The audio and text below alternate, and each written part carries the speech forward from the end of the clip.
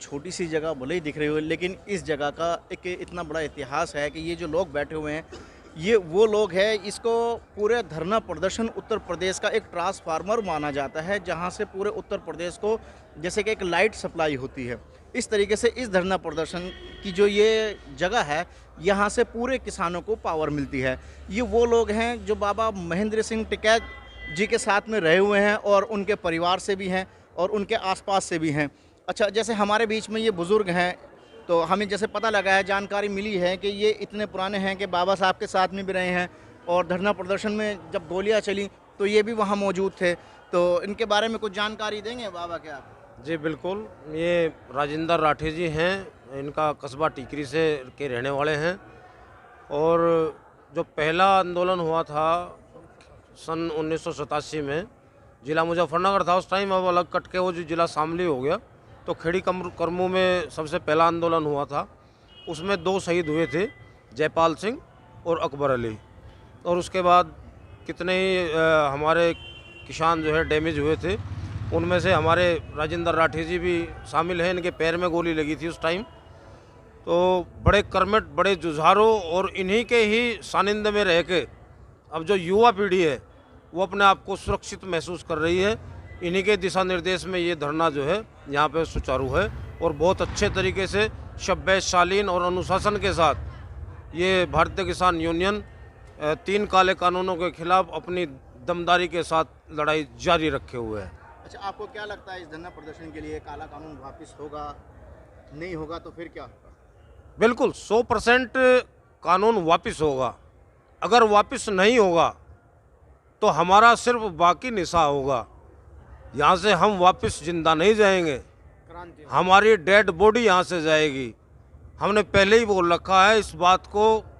प्रशासन, शासन बड़े गौर से सुन लें कि जैसे ही 26 जनवरी की सुबह होगी, दिल्ली के चारों तरफ बैठा हुआ किसान एक अलग ही अंदाज, अलग ही कलेवर और फ्लेवर में नजर आएगा। यहाँ से तिरंगा अपने हाथ में लेकर राष्ट्रगान गाता हुआ राजपथ की तरफ कूच करेगा। और जैसे ही प्रशासन किसानों के ऊपर गोलियां चलाएगा तो किसान उसका पलट के जवाब नहीं देगा। किसान अहिंसात्मक तरीके से आगे बढ़ता चला जाएगा।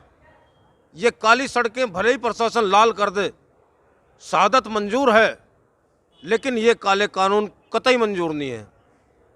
ये प्रण है। जितने किसान यहाँ आए हुए हैं, जितने किसान भाई हमारे गांव में बैठे हुए हैं, क्योंकि आपको पता है कि अब अगर पश्चिमी उत्तर प्रदेश की बात करें, पश्चिमी उत्तर प्रदेश में इस टाइम गन्ने की फसल मुख्य फसल है और गन्ने की कटाई के बाद वहाँ पे कणक बिजाई, गेहूँ बिजाई का काम होता है। वो भी आखिरी सिरे पे चल रहा है। जैसे ही 2020 ख़त्म होकर 2021 स्टार्ट होगा तो आपको यहाँ जितना जन सैलाब ये फ़िलहाल नज़र आ रहा है, अराउंड 4-5 किलोमीटर के करीब फ़िलहाल किसान यहाँ पर गाजीपुर बॉर्डर पर फैला हुआ है। लेकिन इसके बावजूद ये मान के चल रहा हूँ, ये मेरी अपनी सोच है कि कम से कम 15 से 20 किलोमीटर के अंदर किसान आपको नज़र आएगा 10 जनवरी तक। साथ मनी एक रास्ते का तो चौधरी महेंद्र सिंह टिकैत जो है वो नेतृत्व कर रहे थे, एक का दूसरा 2 रास्ते बने थे, दूसरे रास्ते से हम कर रहे थे। तो हम शामली में भिड़े, अकबर अली जयपाल सिंह शहीद हो गए, कई साथी घायल भी हुए। हमारा ट्रैक्टर नहीं रुका था, पुलिस गोली चलाती गोली रही। आपको भी लगी? गोली लगी, कहाँ लगी थी? पैर में। दिखाना जरा कहाँ लगी थी? पैर में गोली लगी थी। बोलता ठीक जी, क्या कहेंगे? जैसे बाबा जी ने गोली खाई और गोली खाने के बाद में बराबर आज भी किसानों के साथ डटे हुए हैं। भाई बता रहे हैं कि ये सड़कें, काली सड़कें, भले हमारे खून से प्रशासन लाल कर रहे, हमने तो इनसे जो है मतलब बहुत कुछ सीख रखा। जो मैं भाई की बात से सहमत हूँ, जो इन्होंने कहा वो सच होगा। पानी के बहाव को, जन सैलाव को कोई नहीं रोक सकता। ये सरकार बहुत जिद्दी है। अगर परमात्मा इन्हें बुद्धि दे तो ये आकर किसानों के बीच में अपनी गलती मान दे और ये 3 काले कानून वापस ले। मोदी जी एक जो है मतलब बहुत जिद्दी किस्म का काम कर रहा। हम मानते हैं कि राजा दुष्ट होता है, लेकिन इतना भी दुष्ट होना नहीं चाहिए। 30-35 आदमी इबलोट, कोई ठंड से कोई किसी वजह से यहाँ पे शहीद हो चुके हैं।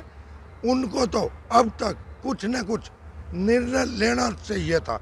अगर घर का चौधरी कुछ गड़बड़ करने लगे तो सारा कुनबा विचलित हो जा। मोदी जी जो चुन रखा और इस देश की कुर्सी पर बैठा रखा, उसे जनता की सोचनी चाहिए। अंडानी अंबानी की बाद में सोचे, पहले इस जनता की।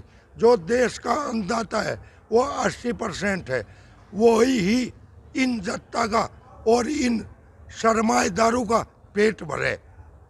अनाज पैदा करता है और जवान पैदा करता है। देश के लिए सब कुछ किसान कर रहा, देश के लिए नौछावर है किसान।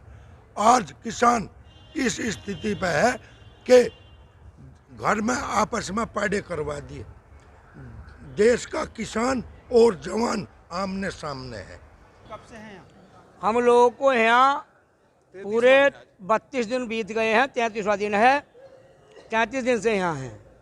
आपके अभी तक कोई सुनवाई नहीं हुई और कितना लंबा समय लग सकता है यहाँ? देखिए, समय चाहे जितना लंबा लगो, हम जब तक ये तीनों काले कानून वापस नहीं होंगे और मोदी किसानों की बात नहीं मानेगा, MSP कानून में नहीं आएगी, तब तक हम यहाँ से जाएंगे नहीं।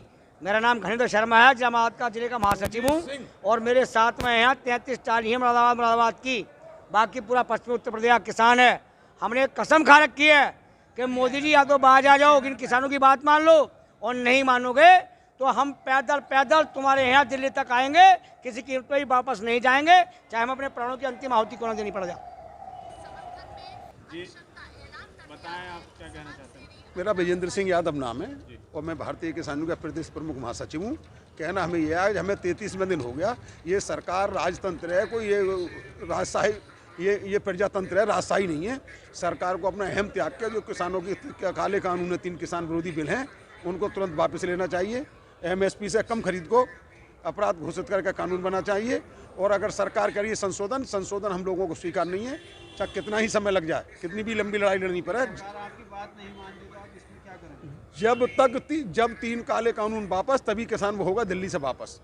जब तक 3 काले कानून वापस नहीं होंगे, तब तक हम लोग दिल्ली से वापस नहीं होंगे। और संख्या आप देख ही रहे हो, रोज हमारी बढ़ रही है, दिन प्रतिदिन हर बॉर्डर बढ़ रही है। और आज नहीं मानेंगे कल नहीं मानेंगे परसों, इन्हें मानना पड़ेगा। आज मान जाए तो ये देश हित में है, सरकार हित में है, किसानों के हित में भी है।